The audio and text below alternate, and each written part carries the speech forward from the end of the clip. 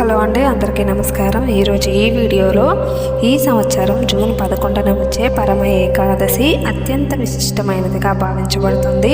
అధిక మాసంలో వచ్చే ఈ ఏకాదశి ఎంతో పవిత్రమైనది. ముఖ్యంగా గురువారం రోజున రావడం వల్ల దీనికి మరింత ప్రాధాన్యత అనేది ఏర్పడింది. ఈ రోజున శ్రీ మహావిష్ణువును కానీ లేదా ముఖ్యంగా వెంకటేశ్వర స్వామిని భక్తితో శ్రద్ధతో పూజిస్తే అనేక శుభ ఫలితాలు లభిస్తాయని భక్తుల విశ్వాసం. ఏకాదశి రోజు ఎలా ప్రారంభించాలి? ఉదయం బ్రహ్మ ముహూర్తంలో లేచి స్నానం చేసి ఇంటిని శుభ్రం చేసుకోవాలి. ఇంటి గుమ్మానికి పసుపు రాసి కుంకుమ బొట్లు పెట్టి అందమైన ముగ్గు వేయాలి. పూజా గదిని శుభ్రపరిచి దేవతా చిత్రాలకు గంధం కుంకుమ సమర్పించి దీపారాధన చేయాలి. ఏకాదశి పూజలో తులసీ దళాలకు ప్రత్యేక స్థానం ఉంది. వెంకటేశ్వర స్వామికి తులసీ దళాలు సమర్పించడం ద్వారా పూజ సంపూర్ణమవుతుందని చెబుతారు. కనీసం 2 తులసి ఆకులైనా సమర్పించి భక్తితో ప్రార్థించండి. ఈ రోజున పిండి దీపాలను వెలిగించడం కూడా శుభప్రదంగా భావిస్తారు. బియ్యం పిండి, బెల్లం, ఉరుము, ఆవు నెయ్యి, కొద్దిగా పాలు కలిపి 2 పిండి ప్రమిదలను తయారు చేసి వాటిలో దీపాలు వెలిగించండి. ఈ విధంగా భక్తితో దీపారాధన చేస్తే ఇంటికి ఐశ్వర్యం, శుభం కలుగుతాయని నమ్మకం.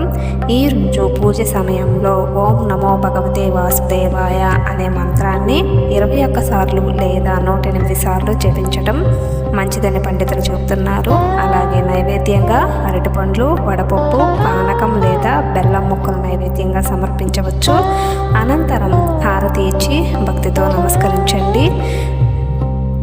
తరువాత ఏకాదశి కాబట్టి ఏకాదశి రోజున ఉపవాసం ఉండటం ఎంతో పుణ్యప్రదంగా భావిస్తారు. ఆరోగ్య పరిస్థితిని బట్టి పాలు, పండ్లు తీసుకుంటూ ఉపవాసం చేయవచ్చు.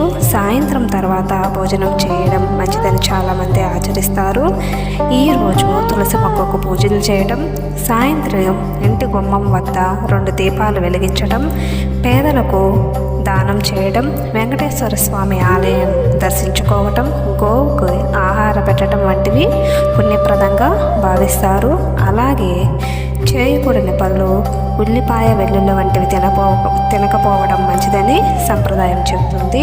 జుట్టు, గోళ్ళు కత్తిరించకుండా ఉండాలని పెద్దలు సూచిస్తారు. కోపం, అసత్యం, ఇతరులను నొప్పించే మాటలు దూరంగా ఉంచండి.